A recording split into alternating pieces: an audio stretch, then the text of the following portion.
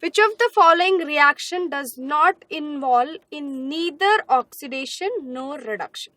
Okay, so we have to find out which one among them is not in oxidation or either oxidation or reduction. Fine. See, what is oxidation? Oxidation is loss of electron, right?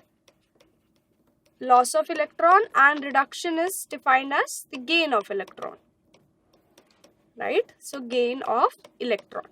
Or you can also say that if there is an increase in oxidation number, okay, increase in oxidation number, that is oxidation. If there is a decrease in oxidation number, that is reduction. So let's calculate the oxidation state, and from that we can find whether it's oxidation or reduction very easily. Okay, so we have VO2 plus. So what will be the oxidation state of V in this case? How much it will be? See, oxygen is -2. So 2 plus means this has to be +4, right?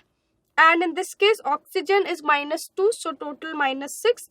And this will be +6. So we can say that for V, the oxidation state is +3, right? So there is a change in oxidation state from 4 to 3.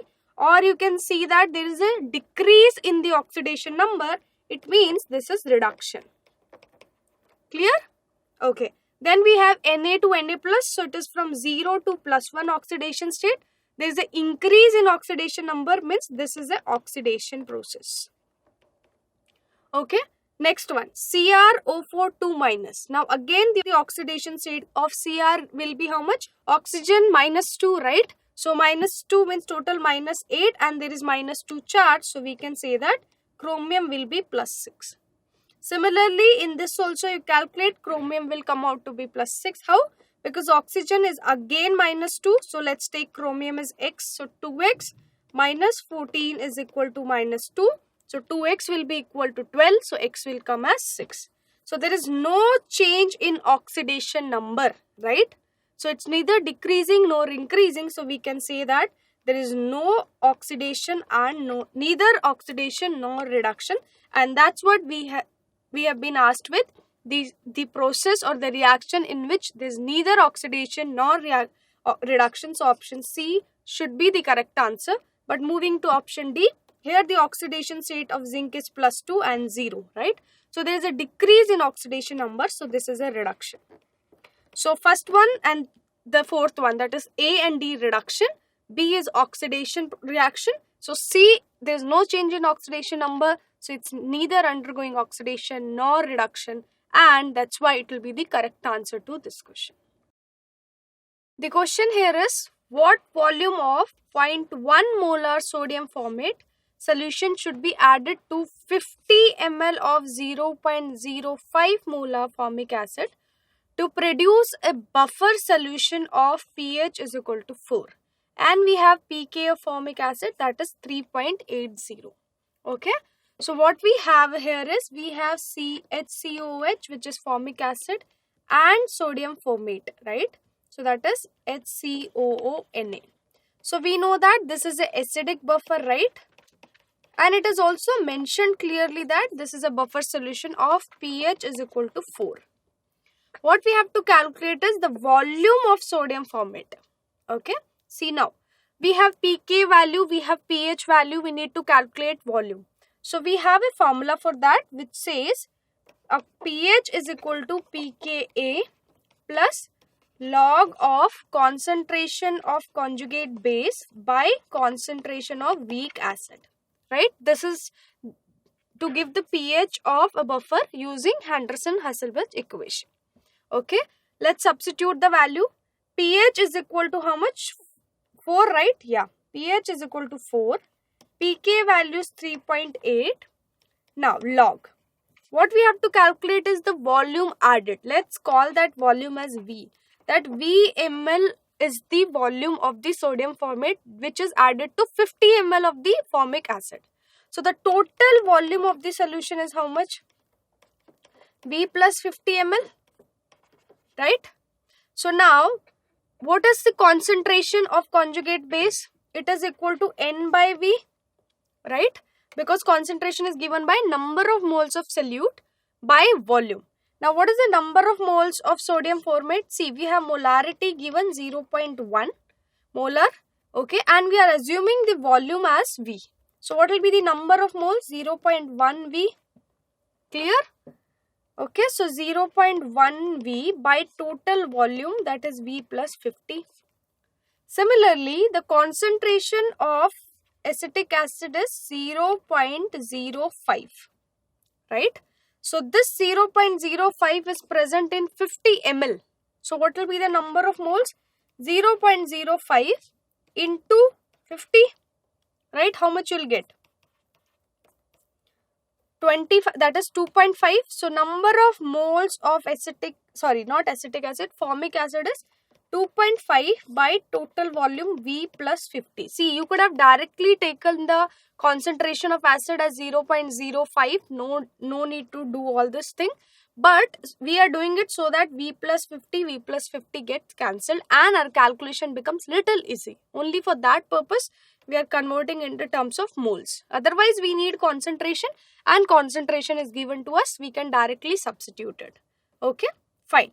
So, how much we'll get? We'll get 0.2 is equal to log of 0.1 V by 2.5, which is nothing but V by 25, right? So, what we'll have is V by 25 is anti-log of 0.2. Now, how to calculate anti-log of 0.2? See, this is nothing but 10 the power 0.2, okay? So, 10 the power 0.2 can also be written as 10 the power 0.5 divided by 10 the power 0.3. This will give us nothing but 10 the power 0.2. Now, 10 the power 0.5 is nothing but square root of 10, right? And this is cube root of 10. So, this value will come as 2, right? Okay. So, this value will, 10 the power 0.3 is equal to 2 and 10 the power 0.5 is equal to root 10. Root 10 is nothing but 3.3 something, right? So, divided by this will give us approximately equal to 1.6, right? So, V by 25 is equal to 1.6, right? So, 25 into 1.6 will come as how much? Let's calculate. 25 into, so 25, 150 into 25, 0, around 40, right? 40 ml, approximately or nearly equal to 40 ml. So, that is the volume of sodium formate which should be added, right? So, what is the nearest answer to 40 ml? This is 3.96, no. 39.6 is approximated to 40 ml. We have 45 ml and 35.6. So, the nearest value is 39.6. So, we can say option B is the correct answer. The question here says the heat of hydrogenation of ethene and benzene are X1 and X2. What will be the correct expression for the resonance energy of benzene? Okay. So, what we have with us is ethene and hydrogenation energy, right? So, what we'll get is CH3. So, for this reaction, the hydrogenation energy, that is, let's call it as delta H, is equal to X1. Okay. Now, what they're saying is for benzene, it is X2. Now, if you look at benzene carefully, it looks like it has 3 ethene molecules, right? It has 3 ethene molecules, right? So, how much should be the expected hydrogenation energy? It should be thrice of X1, right? If it has 3 ethene, so for 1 ethene molecule, so 1 mole of ethene molecule, if the hydrogenation energy is X1, so for 3 it should be 3X1, but what it is given as that it's actually X2. So, expected is 3X1, but that is theoretically we are getting 3X1, but experimentally it is X2. And what is resonance energy? It is the difference between hypothetical one and the experimental or the observed value. So, what will be the resonance energy for benzene? It will be equal to 3x1, that is the expected or theoretical value, and x2, which is observed value. Okay. So, 3x1 minus x2 will be the resonance energy of benzene, which is involved in the delocalization of pi bonds. Okay, so that means option C is the correct answer to this question. The product of oxidation of I minus with MnO4 minus in alkaline medium is, okay, so we have KMnO4, or you can say MnO4 minus. In alkaline medium it changes to MnO2, fine, and iodide ion will be converted to iodate ion, that is IO3 minus. So we can say option A is the correct answer. But let's just balance the equation, fine. So here Mn is in plus 7 oxidation state. This is in plus 4, right? Yeah. We are balancing it in a basic medium, right? So this is minus 1. This is plus 5. So this is the total electron change in this case is 3 electron, and in this case it is 6 electrons, right? Okay. So this is the reduction and this is oxidation. Now balance the charges, or you can first step is to balance the atoms other than hydrogen and oxygen. So that is done.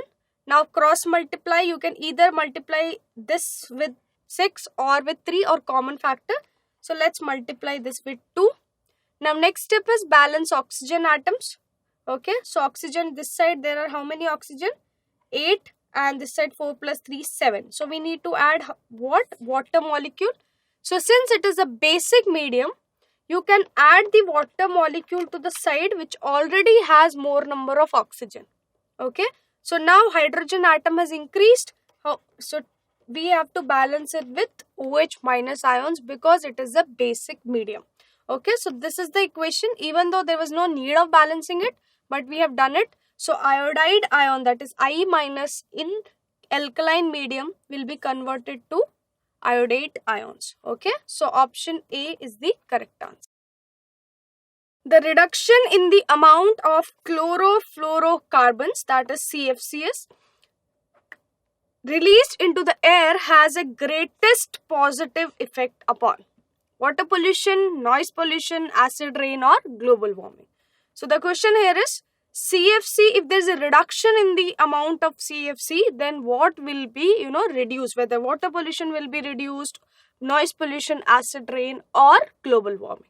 Okay, so whenever we come across the word chlorofluorocarbon, that is CFC, we know that they causes ozone layer depletion, right? That is the main factor, ozone layer depletion. Okay, so CFC is the major component which causes ozone layer depletion, because ozone, that is the protective shield, right? Ozone is a protective shield to the atmosphere because it protects the UV radiations, the harmful UV radiation to come to the Earth's surface, right? So that is the thing. But we do not have ozone layer in the option. But it also, chlorofluorocarbon also have a tendency to warm the Earth's temperature. Okay, they can warm the temperature of the Earth, in which it means they can change the global climate of the Earth. So we can say that it causes global warming. And if we reduce the amount of chlorofluorocarbon, somewhere even global warming will be reduced, or we can control it. So it warms the Earth's temperature. You can say that. Okay. So in that case, your option D, that is global warming, will become the correct answer to this question.